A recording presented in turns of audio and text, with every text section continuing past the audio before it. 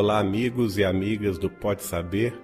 Voltamos à série Recordando Chico Xavier, desta feita, focalizando as palestras realizadas no 2º Encontro Nacional dos Amigos de Chico Xavier e sua obra, realizado na cidade natal do Chico, em Pedro Leopoldo, em abril do ano de 2009, no ginásio poliesportivo da cidade, lembrando que é a cidade natal de Chico, onde ele viveu de 1910 a 1959. Vamos ouvir então as palestras daquela reunião memorável.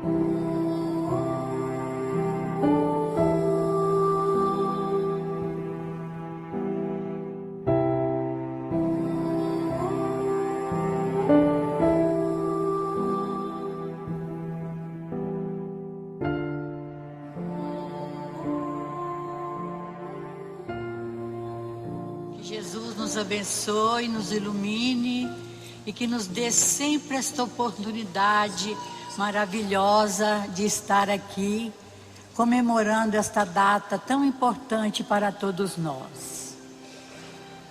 Vamos elevar os nossos pensamentos a Jesus, a nossa Mãe Maria Santíssima e aos nossos amigos e benfeitores espirituais que tanto nos ajuda e que nos dá sempre a oportunidade de caminhar nessa doutrina.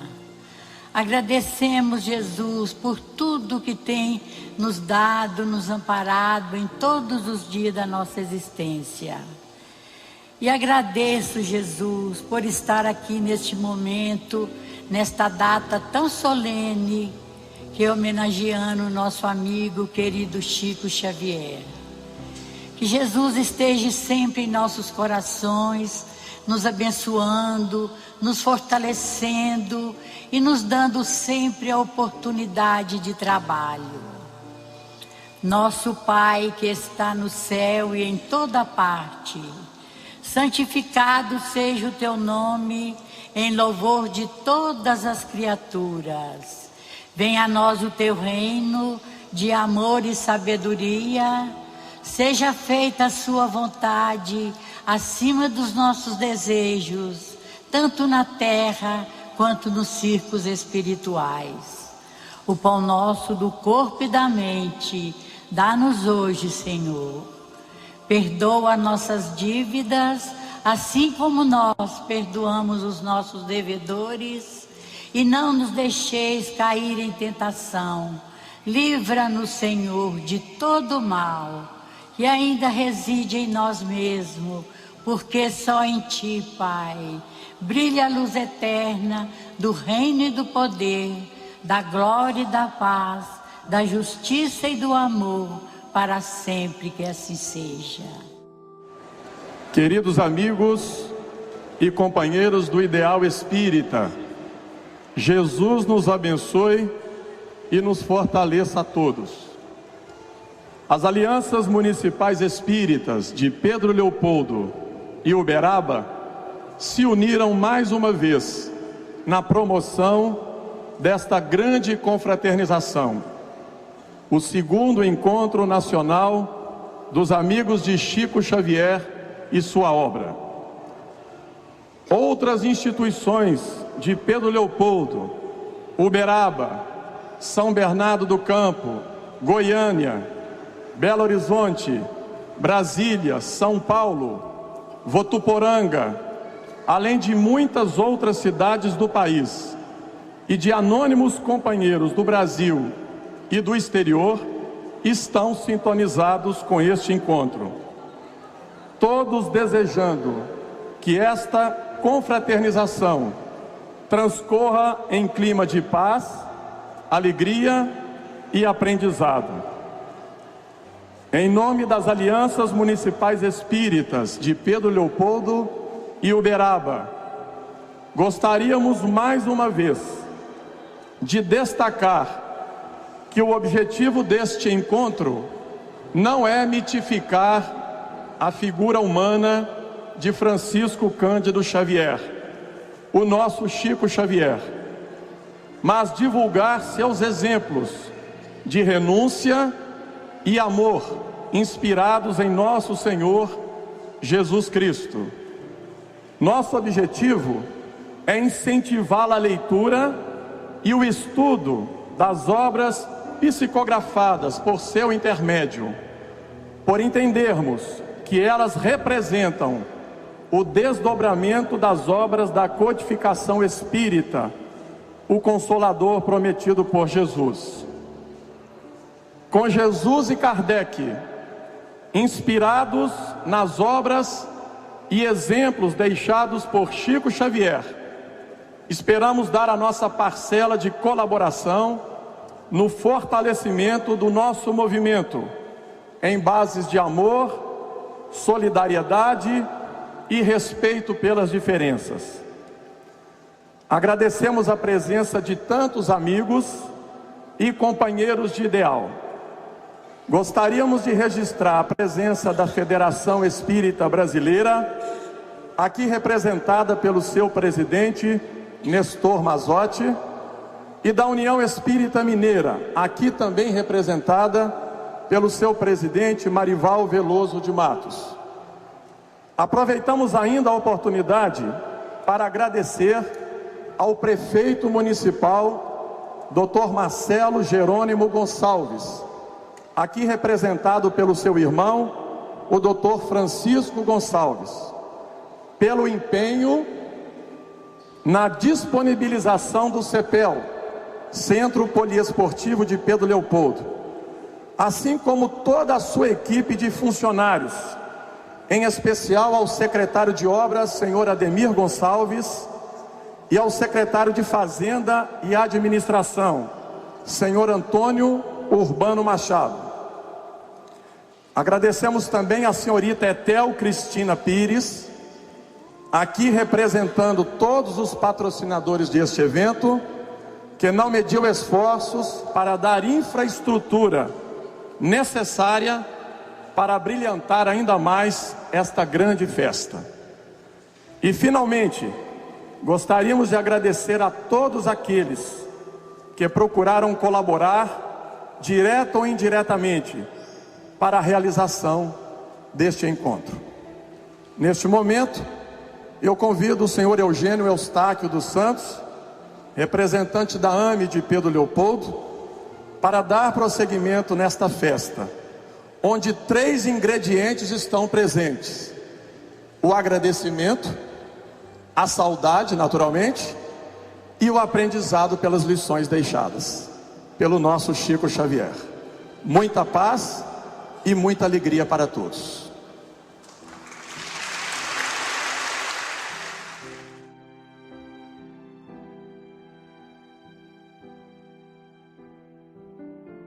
Nosso primeiro palestrante já esteve conosco no primeiro encontro na cidade de Uberaba e está mais uma vez prestigiando o nosso encontro.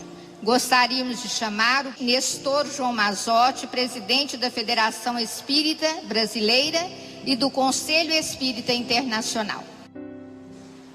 Queridos irmãos, presidentes da Aliança Municipal Espírita de Pedro Leopoldo e de Uberaba, promotores deste segundo encontro nacional de amigos de Chico Xavier, queridos irmãos, senhores e senhoras, companheiros de ideal espírita, para nós hoje é motivo de extrema alegria reencontrar amigos com quem nós temos também o hábito de encontrar nas várias oportunidades que tivemos em Uberaba especialmente, nos contatos e nas atividades que Chico Xavier deixou para nós como exemplo a ser seguido por todos. A mediunidade, queridos companheiros, é uma atividade que está na Terra praticamente desde que o homem está também aqui na Terra. Sempre esteve presente. As religiões primeiras, conforme os próprios antropólogos informam, foram assentadas na experiência vivida da percepção da presença dos espíritos. Espíritos esses que nada mais eram do que aqueles dos homens que já haviam falecido, os antecessores daqueles que estavam ali em atividade. Este contato com a mediunidade desde o começo, do homem mais primitivo, do homem da Idade da Pedra, do homem selvagem ainda no seu processo inicial de aprendizado, fez com que se assentasse as primeiras bases da religião e que assentou-se praticamente naquilo que pode ser chamado de totemismo. A religião primeira, através do qual, ou provocada pela própria presença da mediunidade, levava o homem a buscar um ser superior a quem dava um nome de totem. Tinha consciência da presença do espírito que estava ali, daqueles seus antecessores. Implicava num comportamento moral, a que também chamavam tabu, e representava naturalmente um procedimento que deveria seguir depois da morte física na vida futura. O processo de aprendizado do homem, à medida que foi progredindo pelas suas experiências cotidianas, se manteve praticamente sempre nestas bases. Passou pelo animismo, passou pelo politeísmo, e quando chegou na fase em que havia possibilidade do homem já compreender um pouco mais os princípios da lei e da justiça, permitiu a providência divina que chegasse até a terra Moisés trazendo as bases primeiras do monoteísmo que se iniciaram praticamente pela monolatria. E é interessante observar que também nesta atividade, Moisés foi chamado pela ação ostensiva da mediunidade. Os espíritos o convocaram através daquilo que ficou chamado de fenômeno da sarça ardente, em que o espírito se manifestava convocando Moisés para ir até o Egito, libertar o seu povo da escravidão que estavam sentindo naquele país. Moisés relutou, mas acabou aceitando. Seguiu para lá e através do potencial mediúnico que carregava consigo, conseguiu libertar o povo hebreu daquele processo de escravidão. Libertando esse povo, acompanhou durante anos e anos pelo deserto, também demonstrando em várias oportunidades o potencial mediúnico que carregava consigo, ou mais do que isso, demonstrando a presença e a ação dos espíritos acompanhando aquele povo naquela epopeia que estava se realizando. Mas chegava um momento bastante significativo em que no Monte Sinai, Moisés recebe as tábuas da lei. Emmanuel destacou esse fenômeno como o primeiro fenômeno em que houve uma psicografia, digamos, de um livro, já que os espíritos superiores realmente marcaram na pedra viva os 10 mandamentos, que eram compatíveis com o grau de evolução do homem, destacando na época principalmente a necessidade de não fazer o mal, que era o que era possível dada ainda a inferioridade do ser humano, começar a compreender os valores espirituais. Mas a mediunidade continuava presente em todos os sentidos. E esse fenômeno da primeira revelação que Moisés trouxe, trazendo a ideia da justiça e a ideia das leis, continuou pelo trabalho de outros médios que foram os profetas, procurando com isto alertar todos os homens aos valores espirituais que eram necessários a nortear a existência humana. Apesar de todo o esforço, muitos deles se sacrificaram pelos mais variados aspectos, já que o homem na época, como ainda hoje muitas vezes ocorre, reluta muitas vezes em procurar um processo de aprimoramento interior, numa renovação buscando a evolução própria espiritualmente falando. Mas chegava a oportunidade também, a despeito da inferioridade humana, mas também em decorrência da evolução que já estava conseguindo, era chegado o momento também de começar a ter experiência no campo do próprio amor que Jesus havia programado para estar aqui na Terra. E o fenômeno mediúnico também uma vez começa, marcando a presença no cristianismo logo do seu início, quando o anjo Gabriel anuncia a Maria que ela seria a mãe de Jesus. É um fenômeno mediúnico que é registrado e é conhecido normalmente no próprio Novo Testamento. O fenômeno mediúnico no trabalho do cristianismo se desenvolveu em várias oportunidades. Tivemos ali no próprio batismo de Jesus vários fenômenos que ocorreram, até fenômeno de voz direta, destacando a presença do mundo espiritual naquele momento. As curas se sucederam, os atendimentos espirituais foram constantes na presença de Jesus. E quando chegou o ato dos apóstolos, uma série de fatos mediúnicos são registrados, deixando claro que a mediunidade sempre esteve presente com o homem, naturalmente atendendo às suas necessidades de forma compatível com o grau de evolução em que se encontram. E observamos também que os próprios registros falaram da importância do relacionamento do mundo espiritual, já que o próprio evangelista João, em sua epístola, destaca a necessidade de vigiar as manifestações dos espíritos, para saber se eram espíritos voltados à prática realmente do bem, se eles vinham realmente de Deus. Esse fenômeno mediúnico continuou sempre presente, e o homem muitas vezes se perdendo totalmente diante das inquietações que o mundo sempre apresentou. Não conseguia muitas vezes distinguir se o fenômeno mediúnico era fruto de uma ação de um espírito bom ou de um espírito mau, de uma ação benéfica ou de uma ação prejudicial para o próprio homem. Esta parte ficou muito bem caracterizada quando, já em épocas mais próximas, Joana d'Arc, para atender uma necessidade que o mundo espiritual lhe incumbira, para tirar a França de uma guerra que se arrastava há 100 anos e que estava prejudicando seriamente o processo de evolução da própria França, da Europa e da própria Terra, ela se ocupou pela ação da mediunidade. Uma simples menina de 16 anos ocupou-se na organização e no comando do exército francês, que possibilitava daí para frente direcionar no sentido de eliminar aquela guerra que prejudicava tanto.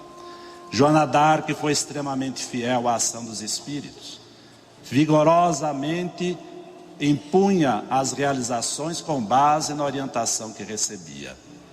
Mas o processo de ação que incomodava os homens acabou levando-a à fogueira. Os homens analisaram, verificaram, e ela sempre dizendo que atendia às vozes que a orientavam. Eram espíritos nobres, santificados que a orientavam, mas mesmo assim ela acabou sendo condenada. Posteriormente, a própria igreja, que deu amparo à condenação de Joana d'Arc, reviu o processo e a santificou. Os fatos não mudaram, os relatos não mudaram, os testemunhos não mudaram, mas mudou o julgamento, mudou a interpretação. Este fato nós estamos trazendo para análise, para destacar como a mediunidade era tratada há bastante tempo, como de certa forma ainda é, quando as pessoas não tinham possibilidade real de compreender aquilo que estava ocorrendo, da dificuldade de identificar no mundo espiritual os bons ou maus espíritos. O processo de evolução da humanidade continuou e, atendendo por certo a orientação do próprio Jesus, que havia prometido o Consolador para que chegasse aqui à Terra trazendo a orientação necessária aos homens, principalmente para dizer novamente aquilo que ele havia dito e havia sido distorcido, e dizer outras coisas que não tinha possibilidade de dizer na sua época, chegou para nós, na metade do século XIX, o Consolador que havia sido prometido. E essa chegada decorreu através da presença do mundo espiritual. Conan Doyle chamou de invasão organizada dos espíritos, porque se movimentaram gradativamente, já não com destaques pessoais numa ou outra pessoa, mas junto ao povo de uma forma geral, o fenômeno mediúnico se instalava, principalmente através das mesas girantes, que propiciavam as pessoas a entrar em contato com os espíritos através das mesas que se movimentavam. Na época, muitas pessoas se reuniam exatamente para, através da mesa, conversar com os espíritos pelas pancadas, pelas ações diversas, pela qual elas conseguiam estabelecer um relacionamento. Mas o fenômeno começou a chamar a atenção de pessoas sérias. O professor Hipólito Leon Denis Arrivaio, muito conhecido pelo seu valor, pelo seu cuidado, pelo seu critério, foi chamado para este fenômeno através de um amigo que disse a respeito desse trabalho que estava ocorrendo e que permitia as pessoas se movimentarem ou movimentarem a própria mesa. O professor Rivaio, naturalmente, esclareceu: não vejo problema nenhum, já que podemos realmente magnetizar objetos e magnetizar pessoas. Mas quando disseram a ele que a mesa respondia, fazia-se pergunta a ela e ela dava respostas, ele disse: isso já não posso aceitar, salvo se me provarem que a mesa tem cérebro para raciocinar e nervos para sentir. Naturalmente, em outra oportunidade, o professor Rivaio foi convidado para uma outra reunião e, participando da reunião, observou a autenticidade do fenômeno. Só que não era a mesa, como ele constatou, que respondia, mas eram os espíritos que utilizavam a mesa para a resposta. E através de uma análise extremamente cuidadosa, racional, passando pelo crivo realmente da razão de tudo aquilo que estava observando, constatou que os espíritos que estavam se movimentando nada mais eram do que os espíritos dos homens que já haviam desencarnado. E ele disse que uma coisa que o ajudou muito para evitar problemas futuros foi observar que esses espíritos carregavam consigo praticamente os mesmos valores intelectuais e morais que tinham antes de desencarnar. Pela primeira vez, a mediunidade não foi rejeitada, como também não foi santificada. Ela foi analisada, verificada na sua autenticidade. E através do trabalho realmente grandioso dos espíritos superiores, que materializaram estas revelações pelas obras de Allan Kardec, nós constatamos que Kardec conseguiu realmente separar aquilo que seria opiniões pessoais, seja de espíritos ou de médiuns, daquilo que representava realmente a verdade, transformando-se em princípios que a doutrina espírita estava trazendo para a humanidade. E se observa que esse trabalho do professor Rivaio, Allan Kardec, foi tão grandioso que nestes 150 anos, por sinal hoje 152 anos, deu o Livro dos Espíritos, que inaugurou na Terra a presença do Consolador prometido. Nestes 150 anos em que a evolução da ciência e da tecnologia do homem foi das mais avançadas, foi das mais grandiosas, a despeito dessa evolução, não houve nenhuma situação que a doutrina espírita tenha revelado dentro dos seus princípios que a ciência venha questionando.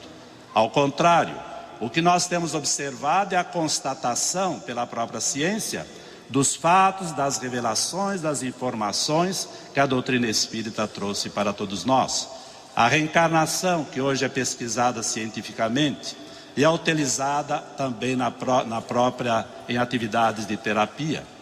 É a consciência que hoje no campo da ciência existe também, de que há outros mundos habitados, o que permite aos cientistas vasculhar o universo na busca destes mundos. É a constatação da própria mediunidade, que até aparelhos vão gradativamente tendo sensibilidade suficiente para perceber as nuances de uma atividade mediúnica. Enfim, a doutrina espírita vai se consolidando com as próprias conquistas da ciência, porque ela trouxe as verdades que foram possíveis ser expostas à luz do trabalho grandioso que Kardec deixou. Mas uma obra significativa da doutrina espírita foi procurar destacar que a mediunidade em si mesmo, esta capacidade que existe entre as pessoas encarnadas conversarem com as desencarnadas e vice-versa, ou falarem com os espíritos desencarnados e os espíritos encarnados, é atividade em si mesmo neutra. Mas as orientações que os próprios espíritos superiores trouxeram, procuraram tornar claro, todavia, que nós somos espíritos imortais, que já existíamos antes de nascer, que vamos continuar existindo depois da morte física, que nós temos um processo de evolução que a própria lei de Deus nos impulsiona, e que o processo mais rápido, mais ágil, mais coerente de realizar esse processo evolutivo é exatamente colocar em prática os princípios que o Evangelho nos trouxe e que a doutrina espírita esclarece de uma forma muito mais clara e muito mais abundante. Nesse sentido, no campo das atividades que a doutrina espírita propõe, com esta convicção da própria imortalidade, é que devamos todos nós nos movimentarmos na prática plena da caridade, no seu sentido mais abrangente. E o aspecto da abordagem foi tão significativo que Kardec chamou a atenção para o fora da caridade não há salvação, como diretriz básica que cabe a todos nós que temos consciência das verdades espíritas a desenvolver. E para que não houvesse dúvida a respeito do que poderia significar caridade, Kardec perguntou aos espíritos como entendia Jesus a palavra caridade.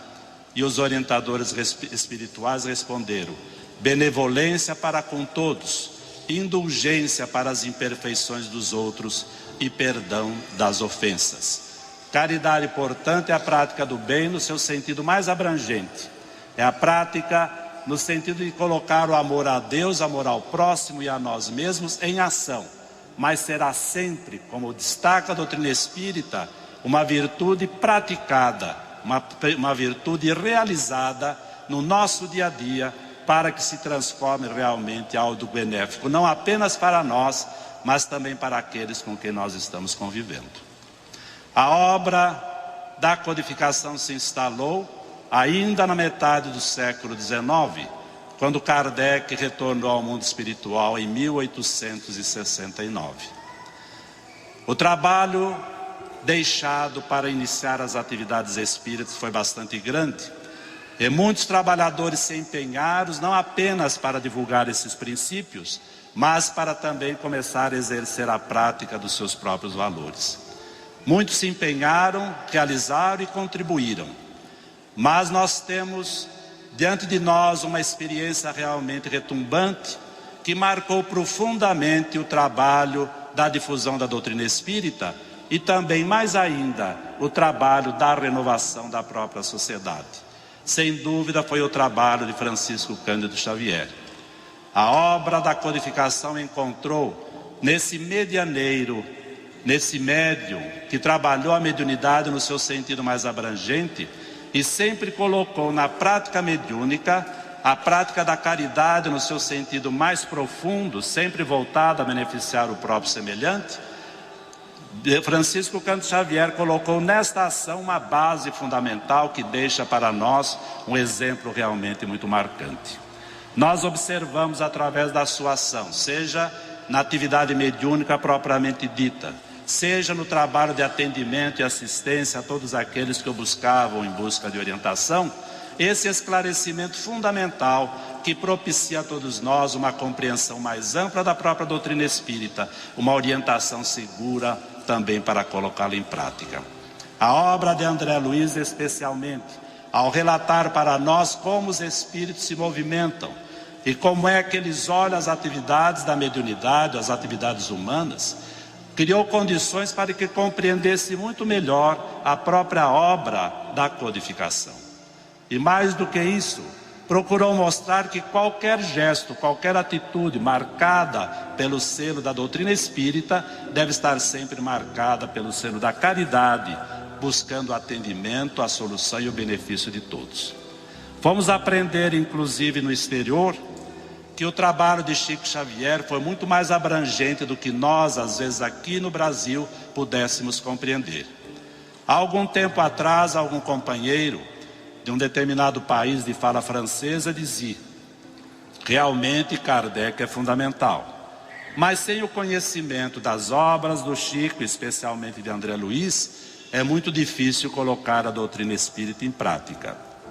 Nós, em princípio, achamos que poderia ser um certo exagero, mas participando de reuniões de espíritas de fala francofônica, de fala francesa, e que só conheciam as obras básicas, percebemos a dificuldade que eles demonstravam na aplicação prática direta da mediunidade, com a característica que nós fomos aprendendo no contato com a obra de Chico Xavier. Muitas vezes estavam preocupados em utilizar a mediunidade exclusivamente para tentar provar que o Espírito existe, quando nós aprendemos de forma abundante, clara, cristalina e transparente na obra de Chico Xavier, que a mediunidade, assim como todas as outras atividades espíritas, deve estar voltada ao trabalho de atender a necessidade do próximo, ajudar o nosso semelhante, seja encarnado ou seja desencarnado.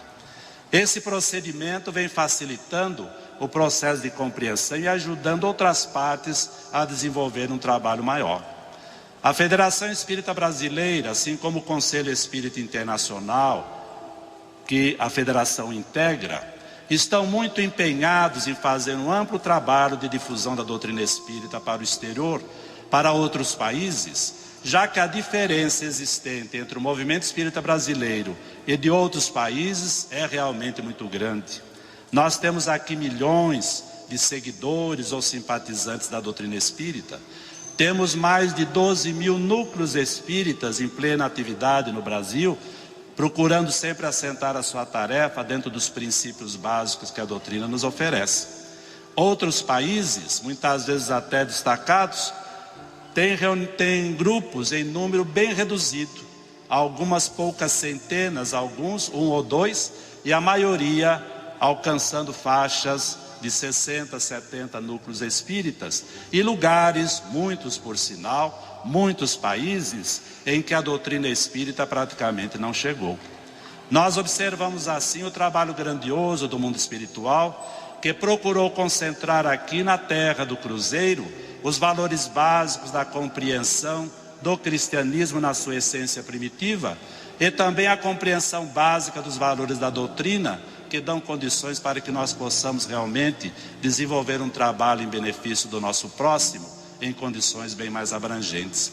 Hoje, pois, trabalha-se bastante para traduzir livros de Kardec e especialmente de André Luiz e outras obras de Chico Xavier em especial, no sentido de ajudar todo o movimento espírita de outros países a uma compreensão mais ampla. Somente há cerca de 5 anos, 4 anos aproximadamente, é que temos uma série de obras de Chico Xavier vertidas para o francês. E isso já começa a demonstrar a alteração de valores e melhor compreensão, permitindo um desenvolvimento mais amplo das atividades dos nossos irmãos daquele país.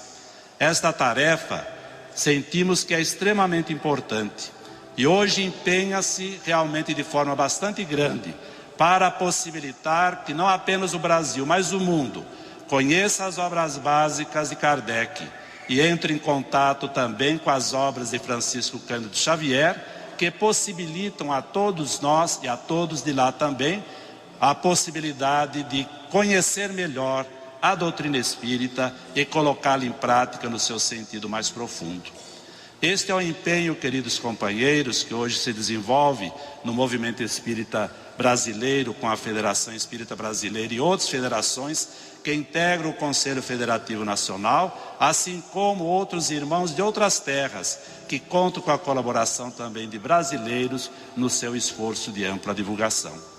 É exatamente no reconhecimento da obra de Chico Xavier, no reconhecimento do trabalho que ele vem desenvolvendo, de uma forma que ele desenvolveu junto a nós e que de certa forma continua desenvolvendo no mundo espiritual, é que o Conselho Federativo Nacional da Federação Espírita Brasileira, ainda em novembro, aprovou um projeto centenário de Chico Xavier que procura estimular todas as instituições espíritas, todas as entidades federativas estaduais, a trabalhar e a destacar os valores, a obra, as realizações do nosso respeitável mediané Francisco Cândido Xavier. Vemos aí, sem dúvida, a possibilidade de uma colaboração enorme para que a humanidade entre cada vez mais proximamente nesse mundo de regeneração que se aproxima. Estamos realmente numa fase de transição em que a Terra gradativamente vai deixando de ser mundo de expiações e provas para ser mundo de regeneração. E é importante que todos nós, especialmente os espíritas brasileiros, estejamos unidos nessa tarefa de promover amplamente a doutrina espírita e as obras vinculadas muito adequadamente a eles, especialmente a obra de Chico Xavier, que, como já destacamos, não se restringe à obra da psicografia, mas deixou para nós um exemplo de comportamento a ser seguido na vivência plena do princípio da caridade. Um exemplo enorme que Chico Xavier deixou para nós, extremamente significativo, é exatamente para nos mostrar que a doutrina espírita, teoricamente constituída nas obras básicas da codificação, não é algo que possa ser simplesmente imaginado, mas é algo que pode e deve ser praticado. Em todos os esforços que constatamos de pessoas valorosas no seu esforço de vivência dos princípios espíritas, constatamos na obra de Chico Xavier a total fidelidade a Jesus e a total fidelidade às obras da codificação espírita, possibilitando e mostrando para nós que nós não precisamos buscar alhures, referências para a prática plena da doutrina espírita e na vivência do Evangelho. Temos nas obras básicas da codificação, temos nas obras que Chico Xavier nos deixou o exemplo basilar de referência para que possamos seguir seguros na vivência dos seus ensinos e libertando-nos cada vez mais de uma faixa ainda que nos prende muitas vezes de uma prática decorrente do desconhecimento, mas que deixa à nossa frente caminhos de libertação cada vez maiores. É por isto mesmo que este projeto que destaca para o movimento espírita brasileiro o valor da obra grandiosa de Chico Xavier, colocou também como referência a própria realização do 3º Congresso Espírita Brasileiro, que ocorrerá no período de 14 a 18 de abril do próximo ano de 2010, mês e ano em que Chico Xavier completaria 100 anos, colocando todo este trabalho relacionado com a experiência, a obra de Francisco Cândido Xavier.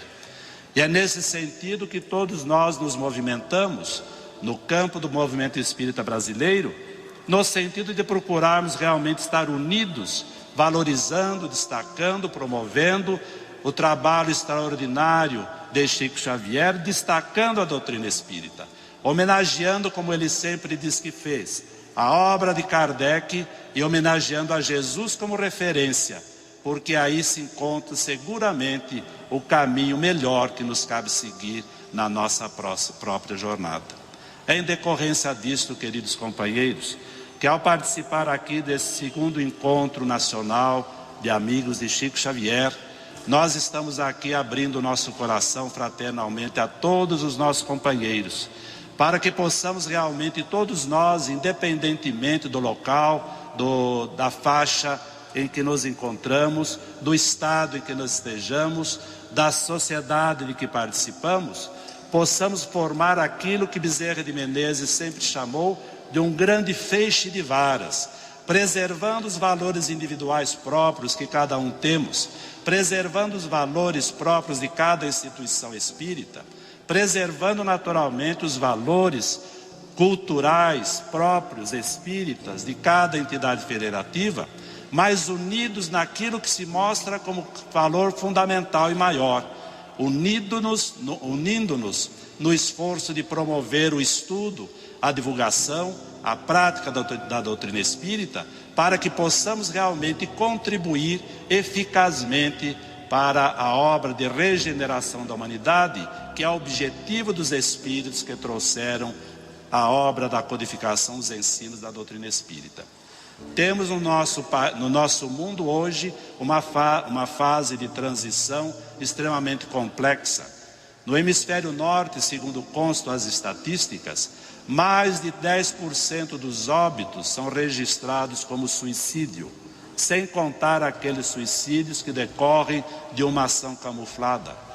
Isto está muito vinculado ao fato de desconhecermos a nossa condição de espíritos imortais e ao fato de desconhecermos as referências básicas da moral do Evangelho como roteiro para a nossa existência.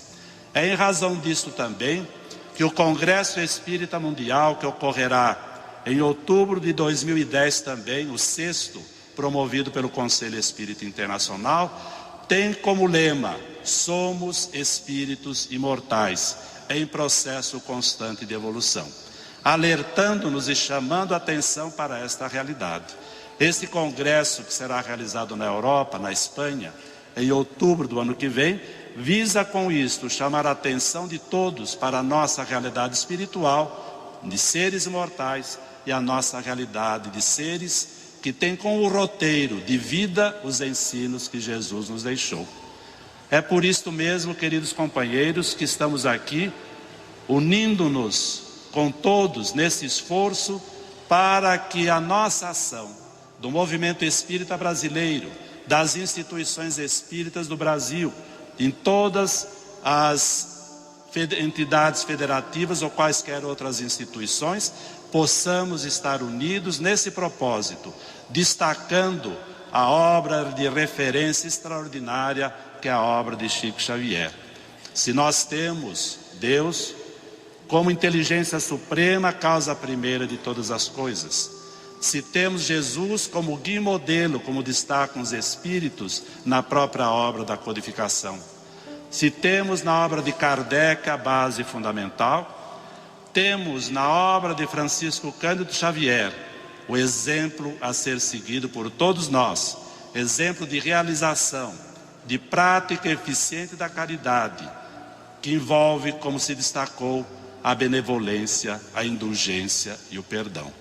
Que sigamos unidos, pois, queridos companheiros, conscientes da oportunidade que temos na construção desse mundo novo, seguros das informações que a bondade divina permitiu que chegasse até nós, e utilizando a nossa vitalidade, os nossos recursos, a nossa potencialidade existente em nós, em realizações, movimentemo-nos para que o mundo conheça cada vez mais a doutrina espírita e se beneficie com ela. Há pouco tempo um companheiro espiritual destacava: no mundo há muitos homens, há muitos seres suficientemente maduros para conhecer e compreender a doutrina espírita.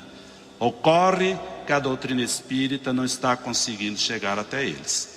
É por isso que há um esforço muito grande no movimento espírita para editar livros, editar revistas, fazer programas de rádio, de TV, de internet, para fazer com que onde quer que as pessoas se encontrem, elas tenham conhecimento da doutrina espírita.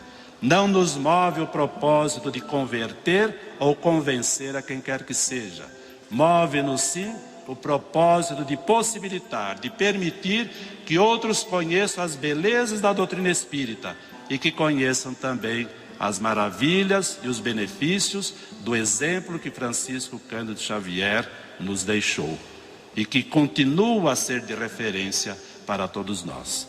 Que ele, o amigo constante, perseverante, fraterno, que sempre esteve conosco em todos os tempos. E espiritualmente continua conosco, continue também a nos inspirar a compreensão, a tolerância e, acima de tudo, a perseverança no bem e o atendimento ao próximo, tal como Ele deixou para nós o exemplo a ser vivido.